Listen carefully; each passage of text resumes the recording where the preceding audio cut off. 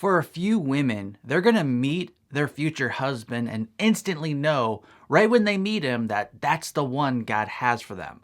But for the vast majority of women, that's not how it's going to unfold. Some women will feel like God told them that man was their future husband when they first meet this man, but then they will not get married.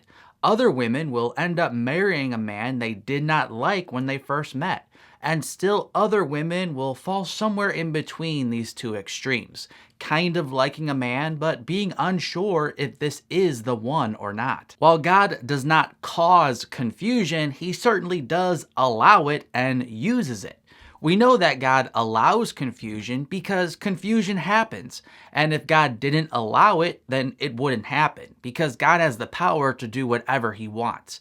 So why does God allow confusion when women meet the man they're going to marry? Here are 3 reasons you should feel confused when you meet the man God wants you to marry one day.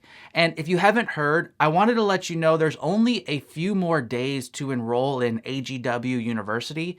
This is going to be the last time I offer these courses this year. So for more information about these biblical relationship training courses, the email coaching with me, and all the other bonuses, feel free to click the link in the description of this video. Number 1, when you are unsure of what you're hearing about a man, this is evidence that you're not just making up what you want God to say. While some people really do have that experience where they meet someone they've never met before and they feel in their heart, this is my future spouse, and for some of those people that actually works out and that actually is their spouse, for the vast majority of people who have that experience where they're like, this is my future spouse, that is not their future spouse. In most cases, when you meet someone for the first time, it's more likely that this person is your future spouse if you are unsure if they are your future spouse.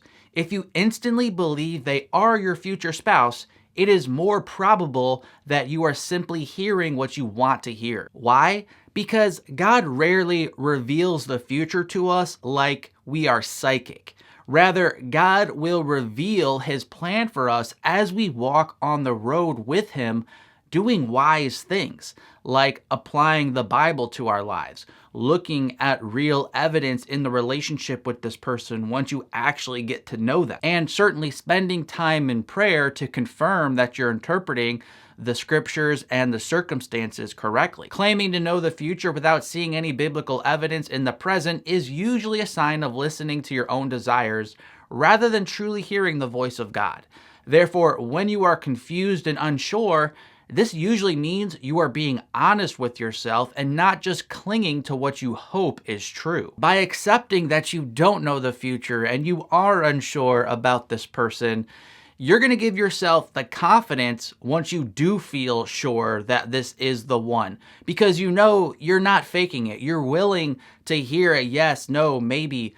And then when you get that clarity, that gives you confidence. Again, because you know, I'm willing to hear whatever God wants to say. Number 2, confusion about this man now gives you the ability to receive God's confirmation later. If faith literally meant that you never have questions and you always know exactly what God is doing, then there would be no need to call out for God's wisdom.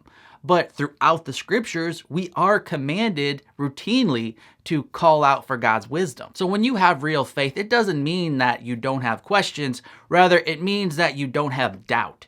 Doubt is when you disbelieve in the goodness of God, where questions are just where you're unsure of what God is saying. When we apply these principles to our journey of meeting and marrying your future husband, this means God will use your confusion to bring you the answers you need. When we don't have questions, we don't ask for answers. When we don't ask for answers, we don't receive answers. As James 4:3 says, you do not have because you do not ask. If you're confused about a man, this means God wants you to ask. Because when you ask, he will give you the answers you need eventually in his timing. Maybe some time will go by and you'll realize this man has lost interest and it'll be clear he's not the one. Or maybe you ask for wisdom and God shows you that you two have a great connection, and over a healthy period of time, it bears fruit that, yes, this is your future husband. As Matthew 7:7 says, ask and it will be given to you, seek and you will find, knock and it will be open to you. And number 3, this man should pursue you through a process which certainly takes time to unfold. Sometimes you're not the one who thinks you just met your future husband. Sometimes it's actually the guy who thinks you just met your future husband.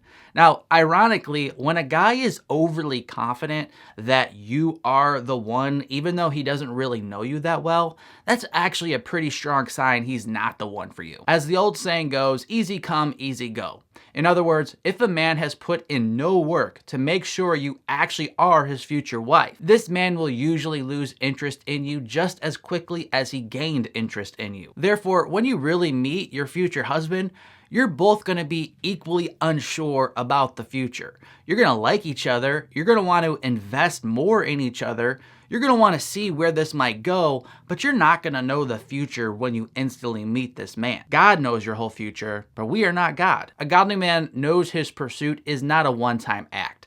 It's a process that will unfold over time. As this man pursues you and as you keep responding positively to his pursuit, God will give you more and more clarity as time goes on.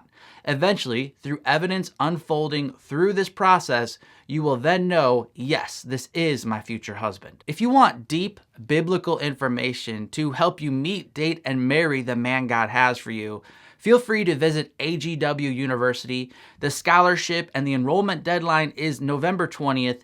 You can click the link in the description of this video to learn more.